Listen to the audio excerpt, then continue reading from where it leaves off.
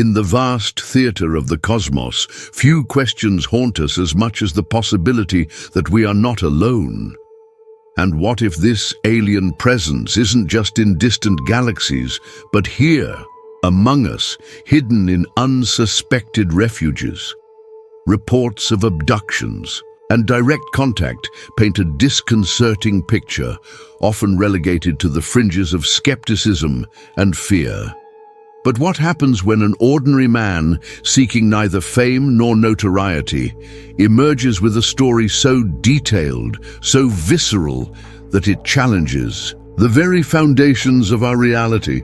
Today, we delve into the depths of one such enigma, which occurred in Puerto Rico in the year 1988, a time of ufological effervescence, when the skies seemed more observed than ever. We invite you to learn about the journey of Carlos Manuel Mercado, a name perhaps unfamiliar to you, but whose experience may echo some of the most intricate theories about underground bases and secret civilizations. Have you ever heard of the Carlos Mercado case? Do you believe our planet might harbor such monumental secrets beneath its surface? As we unravel this narrative, if any crucial detail you know isn't mentioned, or if a particular theory comes to your mind, please share it in the comments. Your perspective is vital to this collective exploration. You see, Carlos's story is not just an account, it's an invitation to question. He claims to have been taken into the Earth's interior, to a pulsating subterranean city where he was entrusted with a message for humanity and a grim warning. What he experienced could rewrite everything we think we know about who or what shares this planet with us. Prepare yourselves.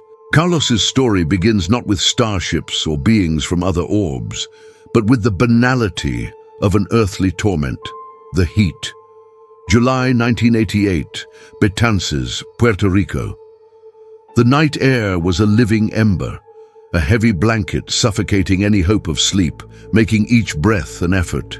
Carlos Manuel Mercado, a husband and worker, a citizen of predictable routine, tossed and turned in his bed, fruitlessly seeking a relief that wouldn't come, his body sticking to the sheets. His wife beside him surrendered to a sleep that, for him, was a mirage, an unattainable luxury in that oppressive atmosphere.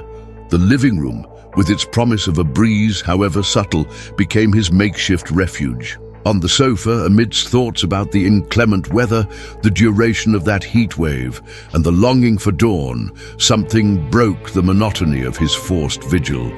First, a glow. Whitish, insistent, almost milky, seeping through the cracks in the window blinds, like a luminous phantom painting unsettling stripes in the darkness. Then, the sound, a low hum, a dull vibration that seemed to resonate in his bones, in the floorboards, in the very air. And then, the final punctuation that shattered the night's normality, an almost timid but undeniable touch knocks, dry, deliberate, on the living room window. Carlos's blood ran cold, every nerve ending screaming an alert. Who would knock at his door at that hour of the morning, in that remote corner of Betances, a place where the night belonged to the sounds of nature and silence? Prudence wrestled with an almost childlike curiosity, but the insistence of the call, the uniqueness of that glow, compelled him. Cautiously, step by step, he approached. Peeking through a minimal slit in the blinds, the world as he knew it collapsed, fragmenting in an instant of pure terror. Outside, bathed in the anomalous luminescence that seemed to emanate from the ground itself, were not neighbors or lost travelers. There were three presences, entities. Small, a little over 3 feet tall, their voluminous bald heads rested on slender bodies, their grayish skin possessing a sickly, almost warty texture that sent a shiver down his spine, a primordial revulsion. Vast, dark eyes, like wells, oblique and unfathomable, seemed to absorb the little light and the soul of anyone who met their gaze. No hair, no visible nose or ears, just a simple horizontal slit for a mouth. They wore unique, tight-fitting, Sandy cream-colored suits. Fear, pure and primal, seized Carlos by the throat. A silent scream formed, but before panic could consume him, before he could attempt to flee or defend himself, a wave of something different washed over him. It wasn't an audible sound, not articulated words, but a clear, invasive, and paradoxically calming thought blossoming in his mind. Don't be afraid. We haven't come to harm you. We need you to come with us. The message was limpid. The intention, though incomprehensible, seemed devoid of immediate malice. The transition was abrupt, disconcerting. The glacial terror that had paralyzed him moments before began to recede, replaced by a chemical serenity, an intuitive and utterly irrational trust in these figures so alien to his understanding of life. It was as if his own mind had been tuned to another frequency, his internal resistances carefully dismantled. Carlos, moved by this new and bizarre conviction, by an absence of fear that was almost as frightening as the fear itself, opened the door. The night air, still hot, suddenly felt charged with an unknown electricity. In the yard, two of the beings took him by the hands, a touch that, despite their appearance, was neither cold nor threatening, but firm and guiding. They led him through the darkness of the familiar terrain, now transformed into the stage, for a cosmic event towards the source of the light and the persistent hum. And there it was, an artifact that defied all earthly logic, all known engineering, an immense disk with a translucent dome on top, silently hovering on robust metallic landing gear. Myriads of multicolored lights blinked on its rim, like living jewels in a celestial crown. A ramp descended smoothly from its underside, a silent invitation to the unknown, to the interior of that apparition. A final spark of doubt, an echo of his frightened humanity, flickered in Carlos, but the telepathic certainty, the sensation that he was participating in something inevitable and transcendental, propelled him forward. He ascended step by step towards the heart of the anomaly. The interior was a cocoon of soft light and indecipherable technology, an environment that contrasted with the almost organic external appearance of his captors. There were no sharp corners, only smooth curves and panels that shimmered with geometric patterns and symbols belonging to no language known to humankind. The air was cool, almost sterile. It was then that a fourth figure emerged, moving with a fluid grace that distinguished him from the others. Taller, with greyish skin, yet smooth and almost translucent, and features that, though inhuman, possessed a less unsettling symmetry. Almond-shaped eyes, smaller than those of the others, shone with intelligence. A thin, aquiline nose defined the center of a calm face. He wore a white, solemn tunic that seemed to float around him. "I am the captain, and also our physician," the mental voice informed Carlos, now with a different timbre, more modulated, almost paternal. "You are safe. Do not fear. We are going to show you something of great importance." And with that promise, the craft came alive. A deep hum, like that of a cosmic swarm, vibrated through the structure, and the ground vanished beneath his feet with disconcerting smoothness. Through the circular portholes, Carlos saw his world shrink and then become a blur of green and brown. They flew at astonishing speed, so low that the treetops seemed to dangerously brush the craft's fuselage. He recognized the nocturnal landscape of his island. They were heading towards the imposing and mysterious Sierra Bermeja. The journey was a symphony of terrifying speed and precision. Gorges and cliffs flashed by like phantoms in the darkness outside, the craft maneuvering with an agility that defied known laws of physics. Carlos's heart beat erratically, a mixture of residual fear and a growing fascination. Ahead, the massive silhouette of Mount El Cayul, one of Puerto Rico's stone sentinels, grew in the night, looming like a sleeping titan. The craft did not slow down. Its trajectory was a direct collision course. Carlos instinctively braced himself, holding his breath, expecting the final impact, annihilation against the cold rock. But the mountain, like an ancient being awakening from a millennial slumber, moved.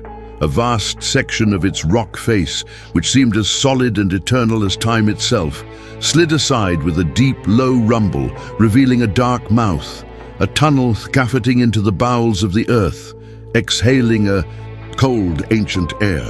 Swallowed by the darkness, they proceeded through corridors that seemed more like geological arteries than excavated tunnels, the craft's light cutting through the profound blackness, until a distant brightness began to grow, to pulsate, and they emerged into a cavern of cyclopean proportions, so vast it could house a small city. And indeed, that is what his incredulous eyes beheld.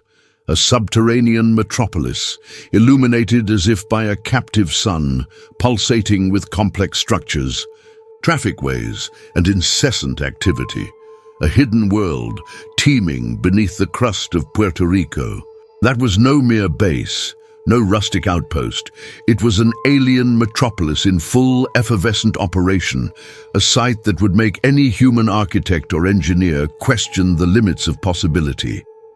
As the craft carrying Carlos slowly flew over that subterranean complex, and later, when he finally disembarked onto an illuminated platform, receiving a device similar to sunglasses to protect his eyes from the intense, diffuse luminosity bathing the cavern, a light that seemed to emanate from the very walls, paneled in a silvery, shining material.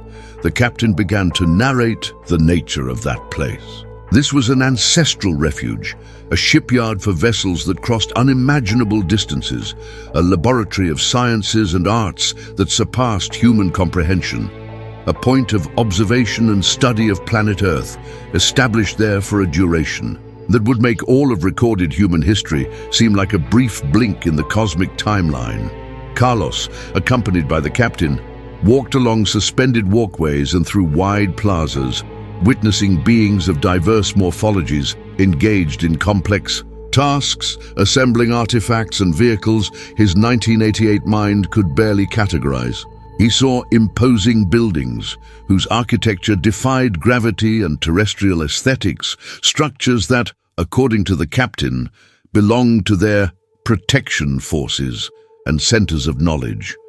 It was a hive of feverish, organized activity, a silent yet overwhelming testament to an ancient, powerful, and deeply secret presence on our planet. And then, amidst the grandeur of that hidden city, after the demonstration of technological power and social organization, came the crux of the matter, the purpose of that extraordinary and terrifying journey. Standing in a place that offered a panoramic view of the subterranean metropolis, the captain turned his mental attention to Carlos, and the previous lightness of communication gave way to a tone of gravity and urgency. "We have been here for a very, very long time." The voice echoed in Carlos's mind, each word resonating with the weight of ages. "Our primordial intentions are of peaceful coexistence. We wish to share knowledge, to learn from you, perhaps even one day to live in open harmony. But the powers of your world, they fear what they do not understand, what they cannot control.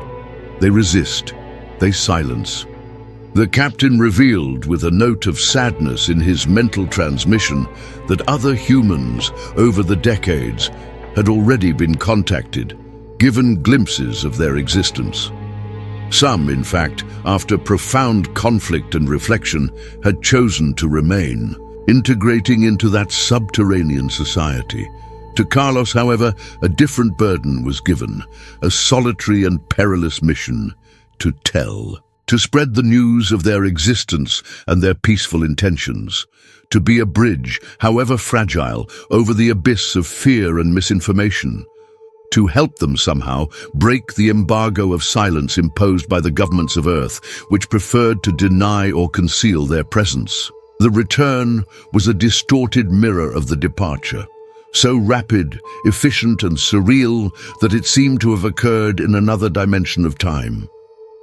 In moments that could have been hours, Carlos was back in his yard, the damp, pre-dawn grass beneath. His bare feet, the silence of the night now broken only by the distant, uncertain crow of a rooster, heralding a dawn that for him would be eternally different. The craft, with an ethereal promise of a future reunion, ascended vertically, noiselessly, and dissolved into the darkness of the pre-dawn sky like a drop of mercury in dark water. The weight of what he had seen, what he had heard, what he had felt was overwhelming, almost physical. How could he translate the untranslatable into a language his own mind could accept, let alone for others? Initially, Carlos kept that monumental experience to himself, fearing ridicule, incomprehension, perhaps even worse consequences. And strangely, as days and weeks passed, the sharp contours of the experience began to fade, the edges of memory to soften, like a vivid dream that the harsh morning light insists on erasing. The mind, perhaps as a desperate self-defense mechanism, began to veil the impossible, to push it into the depths of the subconscious. But some memories are seeds awaiting the right storm to germinate with irrefutable force. 6 months after that night redefined his universe, in December 1988, Carlos was again in the Sierra Bermeja region, but this time engaged in a mundane activity accompanied by his friend Wilson Souza. The sky, once a canvas for the stars and for the silent journey to the subterranean city, became the stage for a terrifying and noisy drama. A triangular object, emitting an intense, pulsating glow, tore through the morning blue, maneuvering with an agility no known human craft could replicate. In its pursuit, like metallic hawks, were 2 military aircraft in a relentless and aggressive chase. The hunt was brief and brutal. Over the dark, serene waters of Laguna Cartagena, the triangle of light was apparently hit by gunfire. An explosion silenced the morning for an instant, followed by a shockwave that reverberated through the landscape, and the flaming object disintegrated, its debris raining down on the lake like the tears of a fallen god. The jets made a low reconnaissance, passed over the impact area, and departed as quickly as they had appeared, leaving behind a silence heavy with smoke and questions. For Wilson, a shocking, inexplicable event, perhaps a secret military accident. For Carlos, it was as if lightning had struck his soul, awakening every dormant detail of his abduction. The fog over his memory dissipated instantly. The alien captain's words, "They repress us," echoed with the force of an undeniable truth, sealed by the fire and destruction he had just witnessed. That baptism of fire, the sight of that cold, calculated violence against an object he knew to be of non-terrestrial origin, solidified Carlos's mission. Personal fear gave way to an urgent need to fulfill the promise made in the depths of El Cayul. He needed to speak. He needed the message to be heard, and the recipient of his extraordinary story was Jorge Martin, a renowned ufologist in Puerto Rico, a man who not only collected reports, but had dedicated his life to seriously investigating the UFOs that stubbornly danced in the island's skies, seeking patterns, evidence, the truth behind the veil. Carlos wanted no spotlight, sought no fame or compensation, only for the message to go forth, for the burden to be shared. And to his surprise and relief, Jorge Martin did not look at him with dismissive skepticism, but with the keen interest and focused attention of one who finds a vital, long-sought piece for an ancient and complex puzzle. The investigator had already collected numerous reports of sightings and strange activities around Mount El Cayul. Testimonies from credible witnesses, pilots, police officers, ordinary citizens, and even physical evidence suggesting something much larger and more secret happening there beneath the soil of that mountain. Carlos's detailed story was the living confirmation, the missing human piece, corroborating the terrible suspicion of a conspiracy of silence. The mountain, El Cayul, guardian of immemorial secrets, became even more enigmatic with the passing years. Some time after Carlos's experience and his report to Jorge Martin, an imposing and curious structure was erected on its summit, precisely over the area that, in the subtext of Carlos's testimony, could be considered a portal to the subterranean world. Officially, the construction was intended for a radio station, Voice of America. However, the site was immediately shrouded in unusual secrecy, with restricted and heavily guarded access, even for local residents who for generations had roamed those slopes. And the radio station, by all accounts, never broadcast a single word, a single musical note, remaining a silent, questioning monument atop the mountain. A facade for what? An observation post or a containment facility for something that should not surface? Carlos's case, though extraordinary, is not an isolated point in Puerto Rico's rich ufological tapestry. In the same fateful year of 1988, Amaury Rivera, another Puerto Rican, reported an abduction experience with disturbing similarities and brought to the world a controversial photograph of the object that allegedly took him. And to this day, decades later, residents and researchers continue to report anomalous lights, UFOs of all shapes, discs, cigars, incandescent triangles, hovering over El Cayul as if the mountain were a beacon for travelers from other worlds, or a wound in reality that the established power tries, in vain and with great effort, to suture and keep hidden from the public eye. Carlos Manuel Mercado's journey leaves us suspended between the awe of his revelations and the unsettling doubt that always accompanies the extraordinary. Could El Cayul truly be a portal to a civilization that observes us, that yearns for a frank dialogue, but is systematically silenced by fear or control? And are we, here on the surface, mere spectators, or perhaps even pawns in a cosmic game whose rules and players we are only beginning to glimpse? The story you have just heard is more than an abduction account. It is an invitation to deep reflection, a call to look beyond the veil of everyday life and question the nature of the reality that surrounds us. What does your intuition tell you about Carlos's account? Can you visualize this hidden city beneath our feet? Feel the urgency and sincerity of the message those beings allegedly entrusted to him? Or perhaps some aspect of this complex narrative has shed light on an experience of your own, prior knowledge, or something you've already researched about the mysteries of Puerto Rico and other enigmatic places on our planet. Your thoughts are a valuable piece in this infinite puzzle.